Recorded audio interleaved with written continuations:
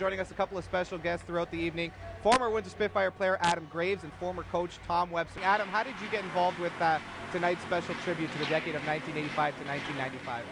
Well, certainly anytime you're fortunate enough to play with this organization in the 40 years of great tradition and standing alongside Coach Webster, someone that was so influential not only on myself, my own personal career, but more importantly off the ice. And I can say that about Pete DeBoer, Paul Maurice, Glenn Featherstone, and all those names that we can go on and on.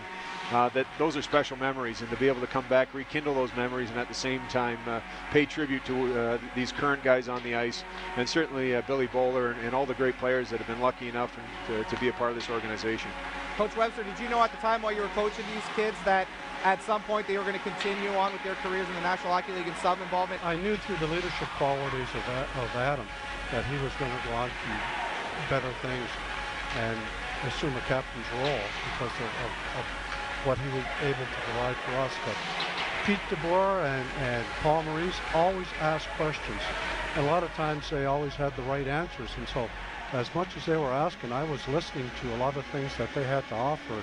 And they took that knowledge and now are applying it on the trade as head coaches. And to me, I think that's a great tribute to each other of how they pushed themselves, how they've learned, and how they've succeeded. It was a special year in 1988 when the Windsor Spitfires won that OHL championship. Adam, that season you guys went 50-14-2, 50 wins. Going into that season, how good did you think the team was going to be? Well, certainly expectations were high, and when you add guys like Kelly Kane and David Haas, and you already have the core nucleus that we had. Darren Shannon, up until he hurt his elbow at Christmas, was leading the Ontario Hockey League in scoring. So we had a lot of depth. We had a lot of character. Our leadership was second to none, starting from Tommy and the coaching staff to Paul Maurice, all the way through our entire lineup. So I think expectations were high, but we were a team that played as a team and complete with four lines. Guys like Jeff Bannock played such a key role in our success, and it was a team that absolutely was a family. You'd be hard pressed to find a team that was closer than that.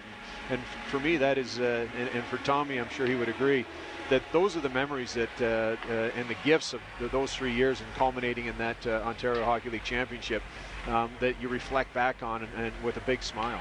Did you see a lot of those similarities in that 88 team as you did in the 94 Stanley Cup team in the NHL, Adam?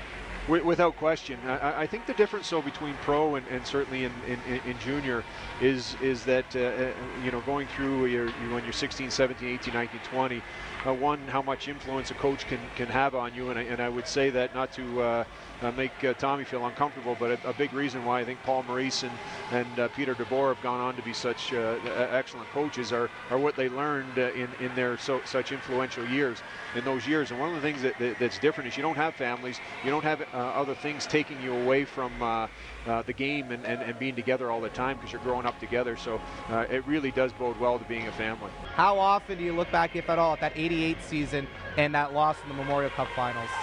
Well, I've often said this, that the Memorial Cup is probably the most difficult trophy to win in hockey, and certainly one of the most coveted. But quite frankly, the glass is half full. Winning an Ontario Hockey League championship, and certainly the way it was, the way we were able to accomplish that, sweeping through the playoffs and then the first 3 games of the Memorial Cup. I look back with nothing but a smile on my face. Would we have loved to have had that last game against Medicine Hat in Quebec? Absolutely. But again, we're very thankful that we had that opportunity, and certainly to win an OHL championship was something that not too many players get that opportunity and are able to accomplish that. So we look back on that very, very proudly. And let's end on a happy note then. Adam, we'll start with you, but during your time in Windsor, is there a goal of yours or a memory, a game that sticks out the most to you? You know what? I think it was just winning in Peterborough, in '88. But for me, it was the journey and the friendships. And I love playing. I still love playing. I'm a big kid. Watch a lot of hockey at all different levels. But for me, it was in the dressing room, the camaraderie, going to school, being part of the community here in Windsor, and just all 3 years, and the friendships lifelong friendships that we were able to forge during those 3 years. I call Tecumseh home, and to me, Windsor has played a very, very important part in my life, my children's life. They've settled into this area, and for me right now, the friendships and everything else that has gone on has been a big part of it.